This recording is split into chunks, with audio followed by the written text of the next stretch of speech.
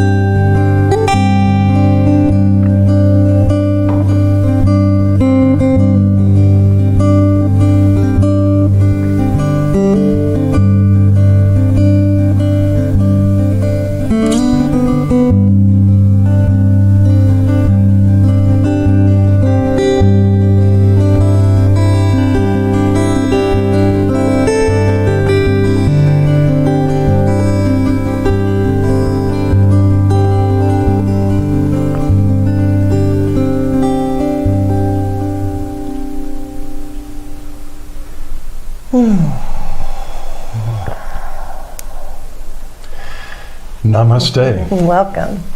Welcome to our weekly online Satsang. Satsang meaning community of truth, but a simpler understanding is just a spiritual community. Whenever 2 or 3 or more people come together who are on the path, the spiritual path of awakening and flowering into higher states of consciousness, we have a Satsang. So welcome tonight.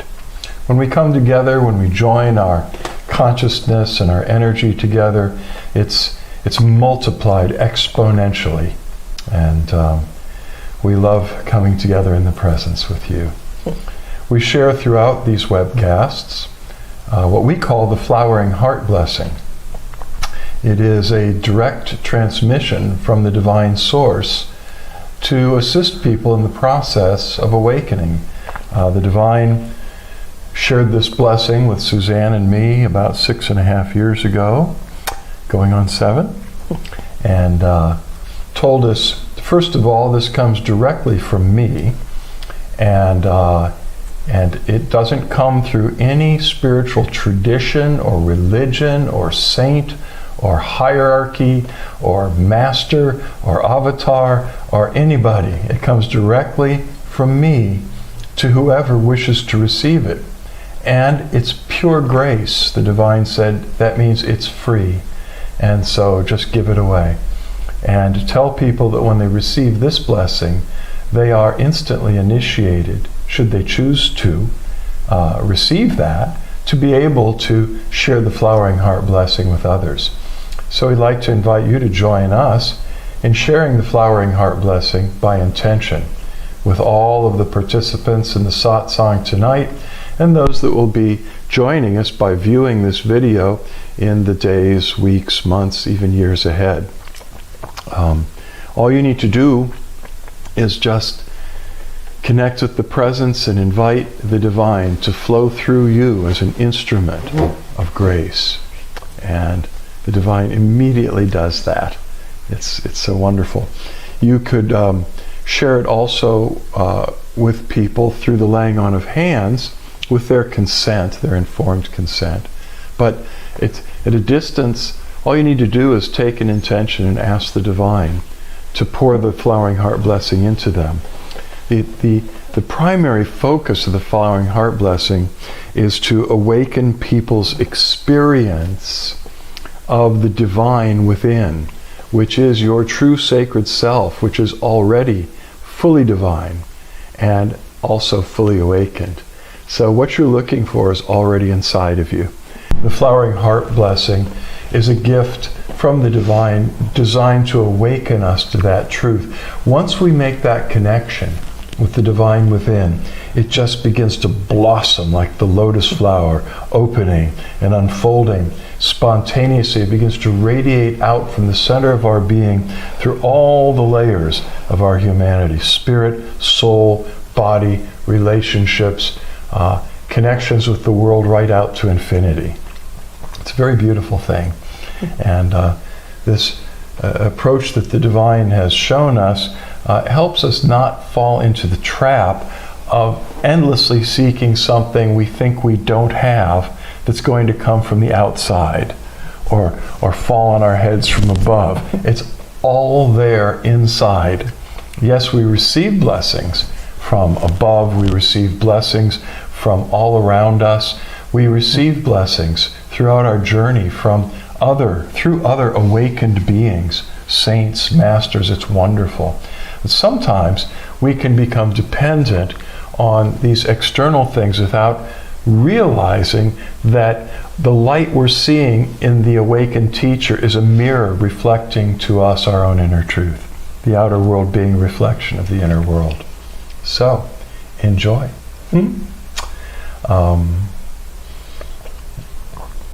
We like to open it up for the first part of the Satsang to questions and answers about the spiritual journey. Your own experience is best, but it could be philosophical. Anything about awakening, divine union, meditation, the spiritual life. We love your questions, and those are the things that catalyze what happens in the satsang, really. So that's your part to play, other than sharing the blessing with everyone. So let it flow.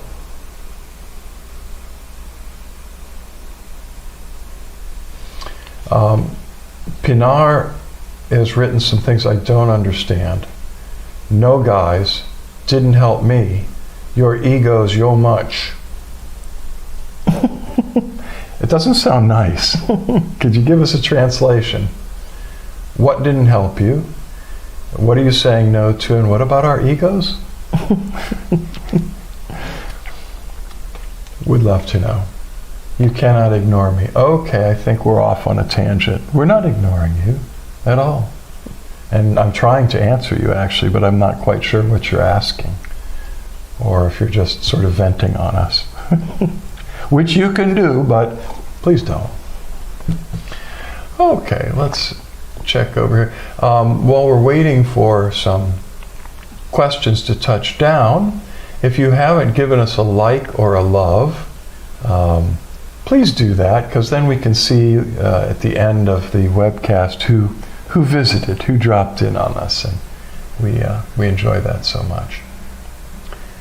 And looking in on you guys over there on Vimeo also. Katarina. Well, that's very nice. What? She said, "You are the less ego teachers I ever know." That's because we've been getting beat up for the spiritual truths. And someone whose tag here is Namaste says it has been a very difficult week, did it? Yes. Yes. Indeed, it has been, I think, the whole world feeling it. Yeah. What's been interesting is to see so much of the world actually coming together and saying, no more violence. We've got to find another way to work together on this planet. Right. And hopefully that's the good that will come out of what's been happening the last week. If you feel like you want to participate on a deeper spiritual level, I would highly recommend watching Michael's Communion with the Cosmic Christ from yesterday. And we did very, very powerful intentions and worked a lot with angels. So you owe it to yourself if you want to feel like you can make a better difference in the world and participate in something that's positive change. It was a really great service. So Namaste is Moreya. Great to see you and know it's you. And I see James Burnside is there, so nice, and peace to you as well. That's very, very nice. Yes, the message yesterday and the meditation was on the ministry of angels, but it was specifically focused on how angels are involved with us throughout our spiritual journey and have been involved with humanity from the beginning of our existence on this planet right on through to the full transformation of this planet into the world of light we envision. Angels are very much a part of it. And if we learn how they work, how to cooperate with them, you can learn how to release legions, tens of thousands of angels in the earth. Basically, we have the keys to open or shut the door for celestial beings to come through and manifest in this world. And in that teaching yesterday, there are very clear instructions for actually what opens the door and what moves angels and how to release them, with some cool stories about things that have happened in our lives and lives of other people that I've known. Very powerful manifestations of angels. And then at the end, we do together an invocation that I'd say it was powerful. Epic. Ripple around the planet. It was pretty amazing. So if you're on Facebook, it's right there on the on my page. Right under this event, you could scroll down, not now, later, to another window that shows me sitting there in priest garments. And if you're at Vimeo, I just posted the link so that If you want to see it, you can. I highly recommend it, and if you do, take it in, because the teaching part empowers you with understanding and faith, and then when we do the invocation, I encourage you to do it. And you can do it more than once, and it will affect you and your family and loved ones, but it will affect the world situation right now, because we were specifically targeting an end of war and peace on earth. And angels are very much involved in that too. It says he brings wars to an end, or he makes wars to cease to the end of the world. He breaks the bow and shatters the spear and burns the chariots in fire. In other words, God's agenda is clearly stated to put an end to war on this planet. And so the angels are very much interested in helping with that. We just have to learn how to release them. And I think you'd enjoy it. Back to Facebook. The more the merrier. Okay. John asks, Tilleen says, love and blessings to you, Pinar. So you're being blessed. And John says, how can you be helped? And you respond, Suzanne, don't be selfish. This is not a platform for personal attacks against anybody. Suzanne is one of the least selfish human beings I'm aware of on this planet. So John says, I think this is a major turning point. The fact that the world has risen up and said no to what has happened. That's right. A lot of the world has. Not all of it.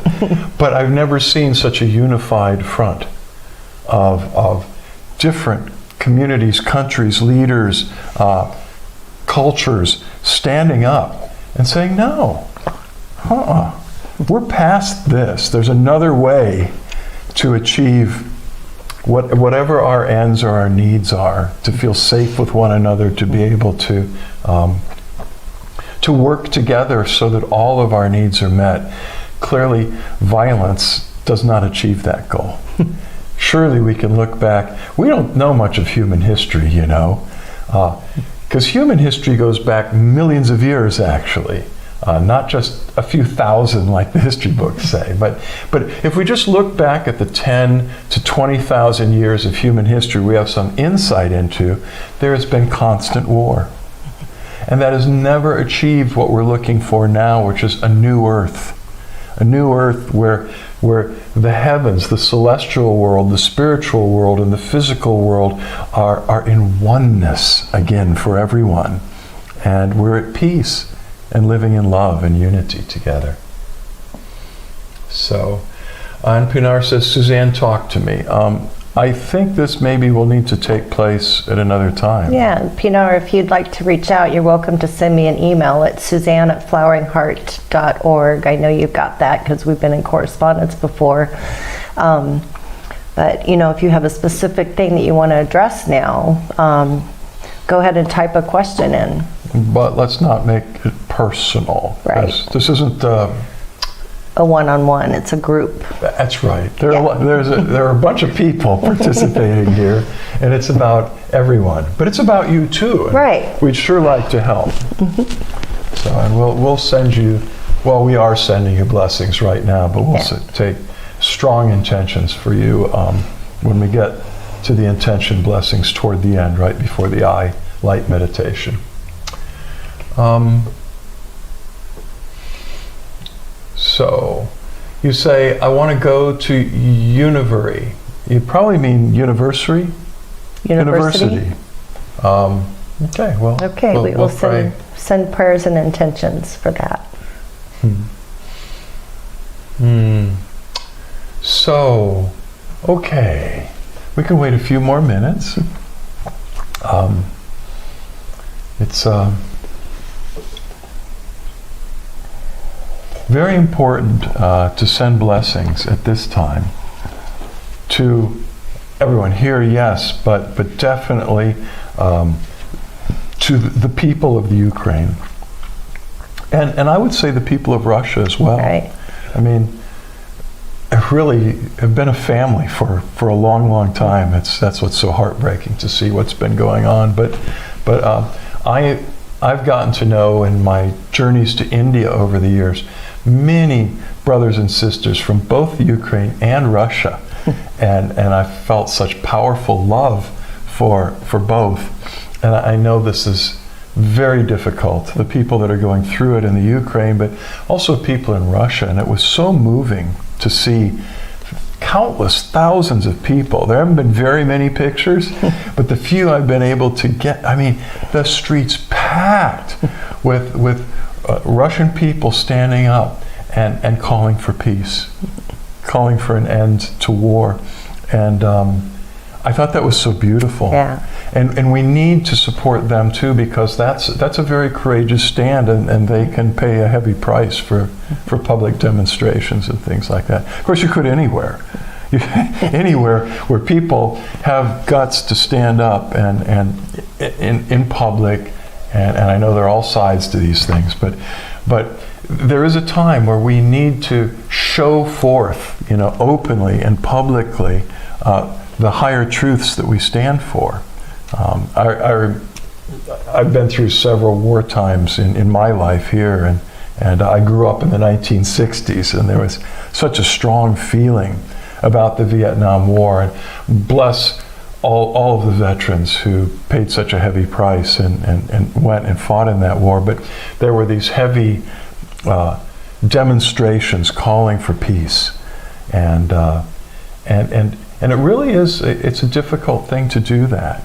Sometimes I sit at home and I have such strong opinions about things, but do I march down the street with a sign? It's been a long time. Yeah, university. Okay, yeah, we'll definitely pray for that. Was that a question right below? No. She wrote John's? university. Okay. No, that's Binod. What can you say about Mother Mary? She's cool. I mean, Mary, and I know you're talking about Mary, the mother of Jesus, a very incredible being, actually. She's one of the few saints in the Christian tradition that are understood to have had their bodies physically taken up to heaven. Now, Enoch in the book of Genesis was the first we read about. The patriarchs then and matriarchs were living like around 1,000 years. That wasn't unusual back at the beginning. He lived 300 years, and it says God took him and he was seen no more. And since then, there's a lot that's been said about Enoch there. Elijah was physically taken up before a multitude of witnesses, caught up by the Spirit, and did not see death. Mary, there's another understanding that there's something called the Dormition of Mary, which means that at the end of her human life on this planet, she fell asleep. But after she fell asleep, she was awakened and physically taken up. And it's interesting there, because places claim the graves and the tombs of everybody. There's even a place in India that claims to have the tomb of Jesus, which I think is absurd, because he's alive. But there's no place that has ever claimed to have the tomb of Mary, because it was just understood from the time of her dormition and her assumption, and that's called, when she was taken up, it's called the Assumption of the Virgin Mary. But Mary had this incredible role because she was chosen to bear Jesus in her womb, and at first the angel Gabriel just told her about it and not her husband to be. And so they're not married yet. She turns up pregnant. Joseph, her betrothed, was really upset. And it says in the scriptures that he was of a mind to divorce her.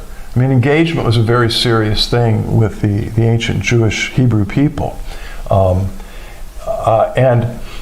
during the time of betrothal, the engagement, it was actually allowable in the culture for the engaged couple to have sexual relations. So Joseph was the only one that was scandalized when Mary turned up pregnant. All the relatives went, ha ha ha, they've been fooling around. Of course they have, they're engaged. That's what they do. Or that's what they did in those days. And so Gabriel had to come to Joseph too. And he went, no, no, no, don't divorce her. This being is very, very special. And she is a very special being as the prepared vessel to bring the Christ in a human form into the world. I think there's an unfortunate misunderstanding in that in the Catholic world, Mary has been titled the Mother of God. Now, understand that Christians believe that the child that was in her womb was the human incarnation of the cosmic Christ. The cosmic Christ being an aspect of God or of the divine that is without beginning and without end. The cosmic Christ would be roughly the same as the understanding of the Paramatma that you may have encountered in India or Indian teachings. The Paramatma is the God within. The understanding is that the divine seed dwells at the heart of all things in all creation. And this inner light is pure love, pure mercy, pure grace, and contains the blueprint of spiritual evolution and transformation in all things in the universe.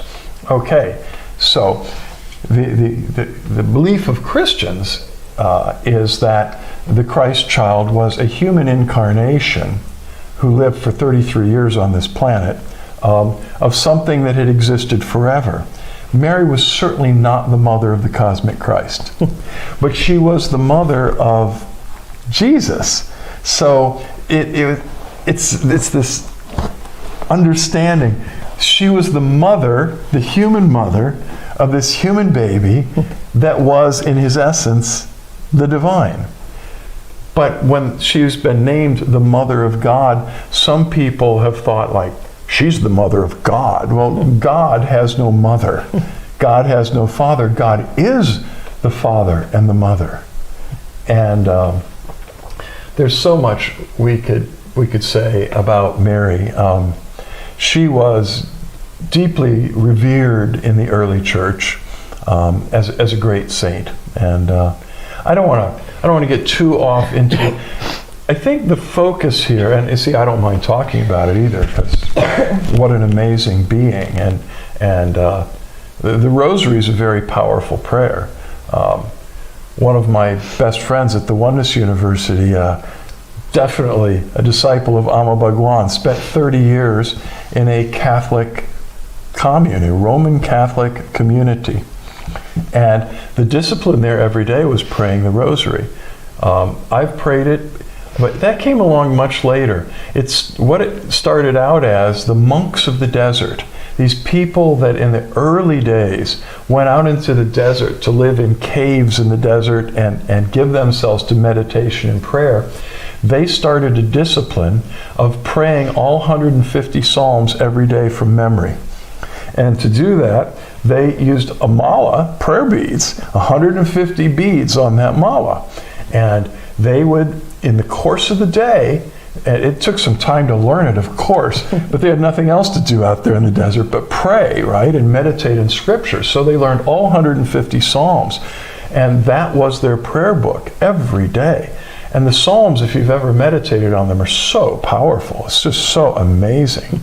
In fact, that scripture I quoted, that God causes wars to cease to the end of the earth. He snaps the bow in two and shatters the spear and burns the chariots in fire. That's from the book of Psalms, actually. So that's one of the things that the monks would have chanted and meditated on every day.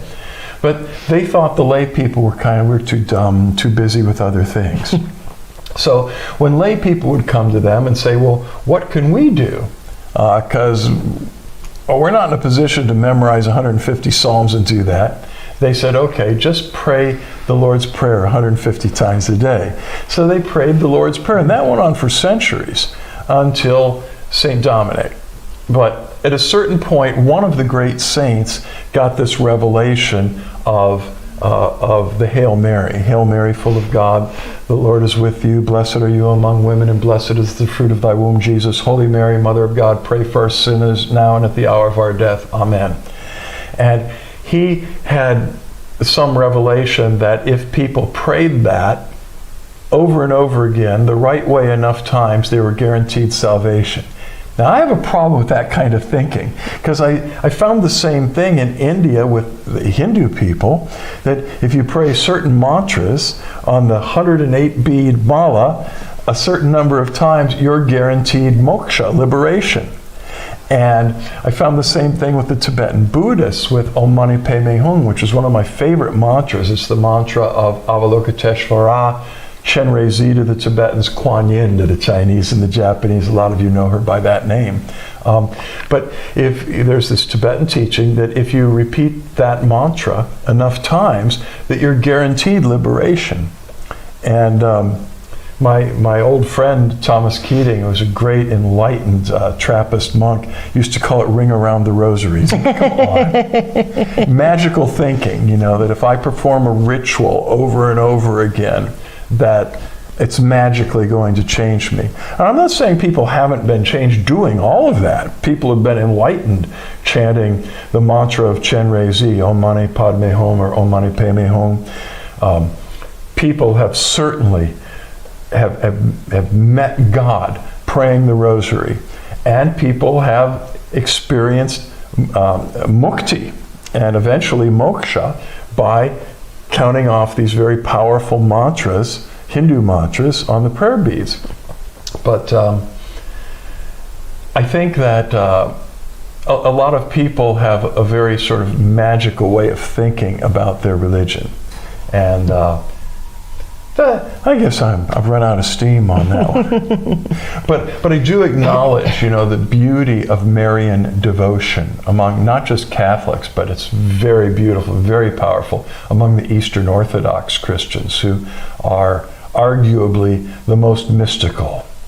Well, except maybe next to the Ethiopian Coptics. There's a lot of beauty out there in all the religious traditions, but you got to get past the religious rules and fear. They all have a priesthood that gives you the rules and gives you ritual prayers to pray and kind of rule over people's lives. You got to get past that to the real spiritual practices and disciplines that lead to awakening and the experience of divine union. And they're there in all the great spiritual traditions that I've ever experienced. So, there you go. Let's see if we're still up there on Facebook. Okay. Well, okay, Pinar, I'm going to ban you for now. I'm going to delete the FU because this is not okay. Almost thinking that her account was hacked, and then that's not her because that's so out of character. I don't know. I don't know either. We'll figure it out later, but if I see any, any stuff like that, I'll delete it. So please stop. Okay, so Carolyn Wild says, I thought the world was moving toward more peace and ascension, so why is the war in Ukraine happening now? We actually discussed that yesterday in the teaching on the ministry of angels, that, Christ himself said that before the divine kingdom, the new earth and the new heaven, if you will, is manifested on this planet, that there would be tumultuous times that would be very difficult. He said you'll hear of wars and rumors of wars specifically. And he said that unless those days were shortened, then nobody was going to survive. So Christ wanted to assure everyone it's not going to go that far.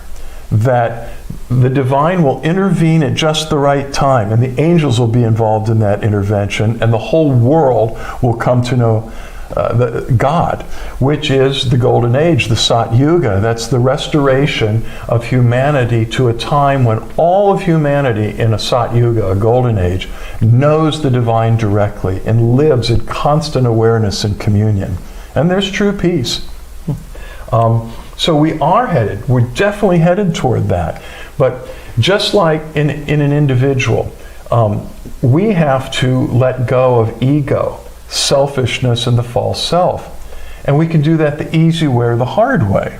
We try to, those of us on the spiritual journey, we try to really cooperate with the process of the deconstruction of the psychological self, of the dissolution of the ego, right? The separate self. We try to cooperate, and yet you have to admit it isn't always easy. Sometimes the ego only lets go because, ouch, it has to. And a lot of the world is like that right now. The old structures have to come down. So if we could get a bird's eye view, what's happening on Earth right now is the disintegration of old structures that cannot contain the new beginning. And pain, Buddha said, is from attachment. We're attached to the things of the past we don't want to let go of. People, so many people have been asking, after the pandemic came, I just want to go back to normal. Well, normal was never okay. Normal on this planet, as long as we know, has been filled with violence and selfishness and greed. And so that needs to go, and we can do it the easy way or the hard way. So what's happening in the Ukraine is a manifestation of the shaking of the old institutions and the old structures. And I fully believe that that the divine is watching over every soul, especially the innocent, that are caught in these situations. But we are still moving toward peace and ascension. You just have to trust. Right. You need to trust, because all the seers said that we would go through some difficult shaking on the earth to become open for the blossoming of the new earth and the new heaven. It's true. If all of us could sit down tonight and go, well, that's silly. It's not worth holding on. It's not worth fighting. It's not worth resisting. Let's just all open our hearts tonight and hug each other and sing Kumbaya. It's true. And then we could slip right in, I believe we could slip right into the golden age. But that isn't the way the great seers and masters have said it's going to be. And a lot of people here are working out their karma still, and haven't faced it, come to grips with it, and humbled themselves and surrendered. I think too, so many people are so entrenched in their egos and their minds and the need to be right and the need to be in control that they're not even aware of their behavior or how they're being, because that's what the ego does and the mind does. It like puts a lock. And when we start to do the inner work, we start to see the ego and the games that the ego plays, and we see that that's out of alignment with our divine nature and oneness with everyone and the whole, and peace that passes all understanding. So the more that we get anchored in our hearts and connected with the divine, the more we start to see the games of the ego and the mind, and then we can have compassion on those around us, and that's what's really going to help make a shift.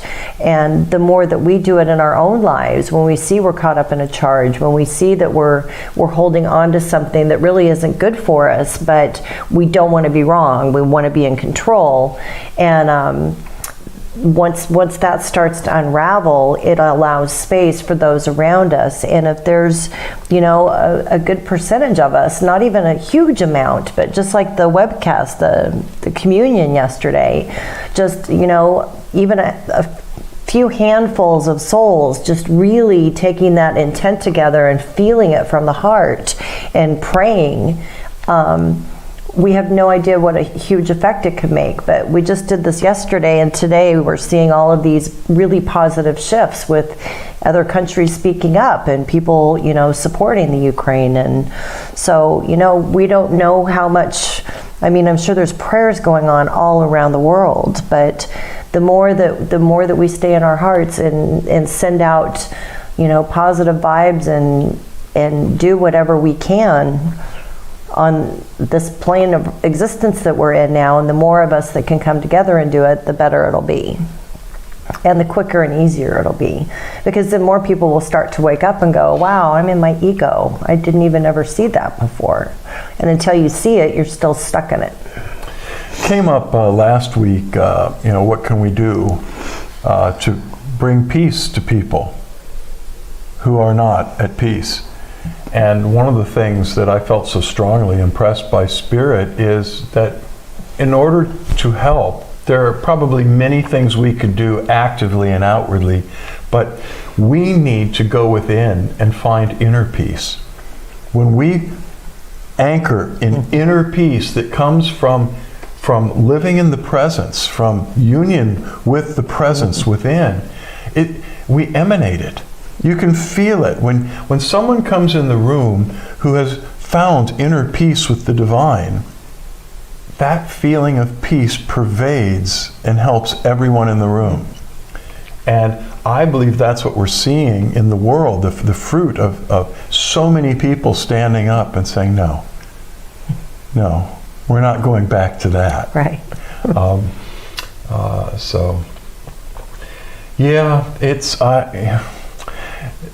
So a lot of people are suffering. I believe they will be rewarded in divine justice. But through their suffering, it's bringing together the entire world community. Well, most of it. And I remember back in the days after 9/11, the horrible calamity at the World Trade Center in New York. New Yorkers were renowned for being very sort of curt and rude and insensitive and like, who cares about you, get out of my way, and honk the horn all day long kind of thing. And it was a terrible thing that happened. I mean, it's just absolutely unthinkable what happened at the World Trade Center at 9/11. But what it did in the hearts of the people came together like never before. I visited New York after that, and people weren't honking their horns anymore. People were making eye contact. I mean, it tenderized the hearts of countless people that were all caught up in their own little world. So that's what I'm saying about the easy way or the hard way. So the divine will use in the divine economy, everything that happens will be perfectly in the mix to bring us to the result of final, ultimate liberation and freedom. I remember something that Matt Kahn, I've heard him say a number of times, great spiritual teacher, that no matter what you're going through, no matter what you're experiencing, you need to know that that is the necessary experience to prepare you for the next turn, for the next open door. You need to trust. So that's all I can say about this, and I know it's been very trying, and there may be some very difficult times ahead, which is why it's so important to establish a deep bond with the divine and nurture your trust, your faith in the care, the providence of the divine presence to protect you and take care of you. Yeah. You are an eternal spirit being. I mean, the worst that anyone could do to you here is take your body. But you are an immortal, eternal spirit, and no one can take your true life. Yeah. And as time goes on, you'll grow to trust that more and more. Okay. Well, it's time to dive a little deeper. I'd like to invite you to close your eyes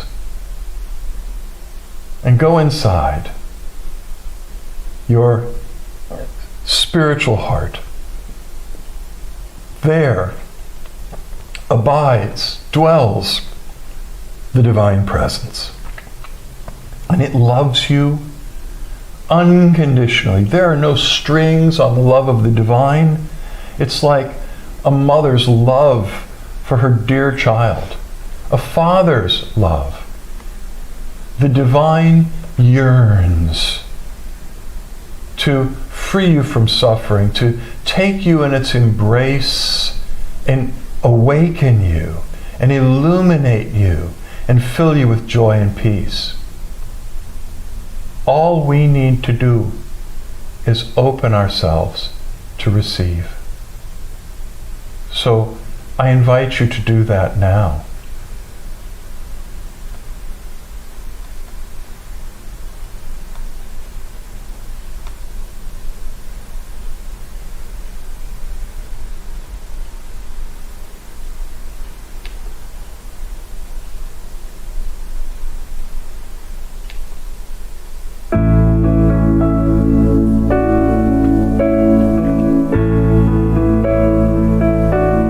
Let us together take a special intention for the people of the Ukraine.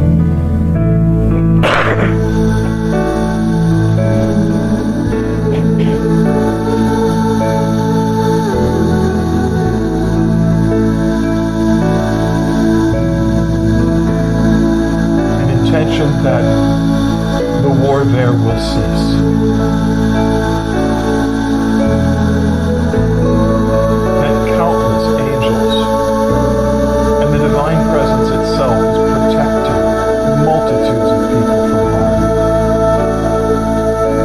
Melting the hearts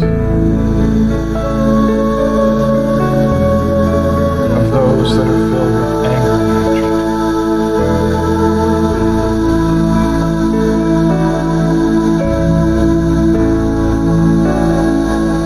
Let us visualize and see divine light, golden white light of pure, unconditional love, flooding all the people of Ukraine and of Russia.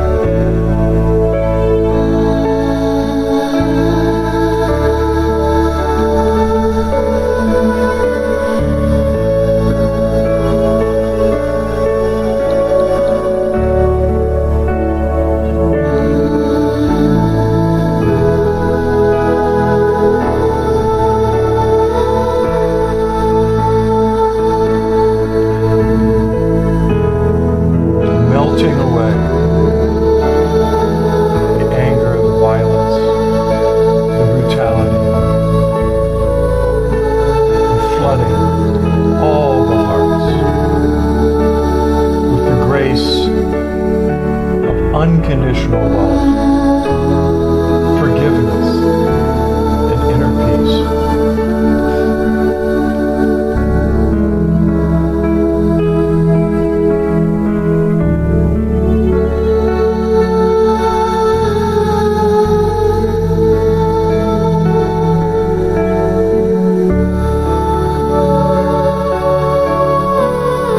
Let us see the miracle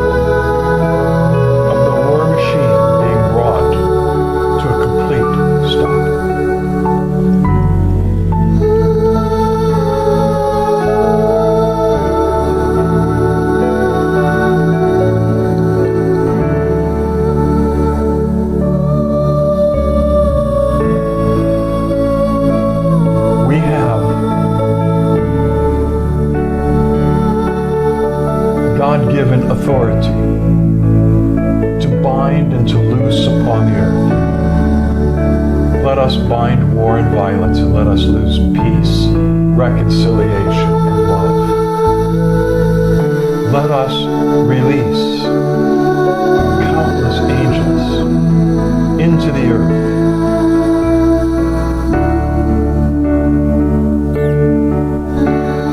to manifest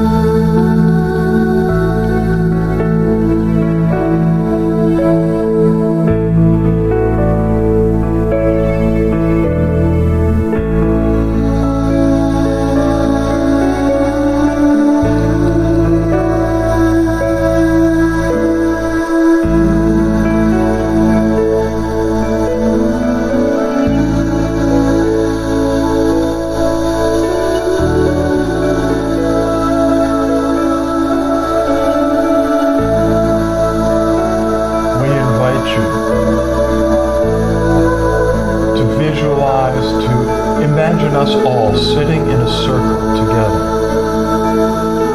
If you haven't already, lift up your hands with your palms open, turned forward. And let us invite the Divine Presence to pour the flowering heart blessing through us to each other, through you to all the others sitting in the circle, who are inviting the Divine to flow through them to you as well. Those who have come to this satsang with burdened hearts, with problems in their lives, with personal needs,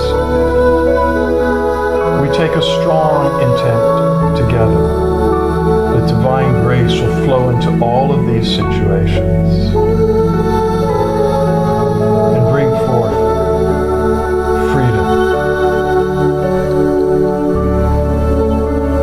the best possible outcome.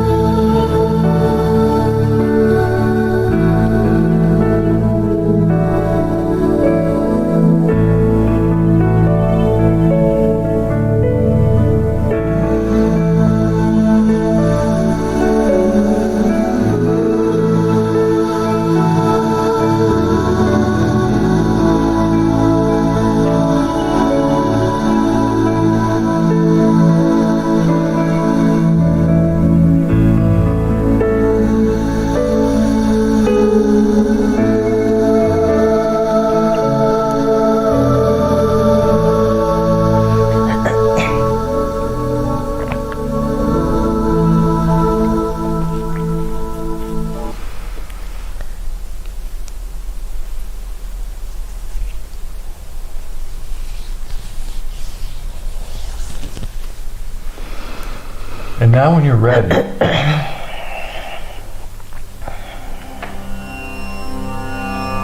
you could open your eyes as we begin the light meditation. All you need to do is make direct eye contact with Suzanne and or me. Keep looking at least one of our eyes and don't stop. During the light meditation, the presence pours oceans, floods of grace and light. Awakened consciousness, divine oneness pours through every pore of our being to you, but especially through our eyes. That's why the eyes have been called the doorways of the soul. The light of spirit shines through the eyes.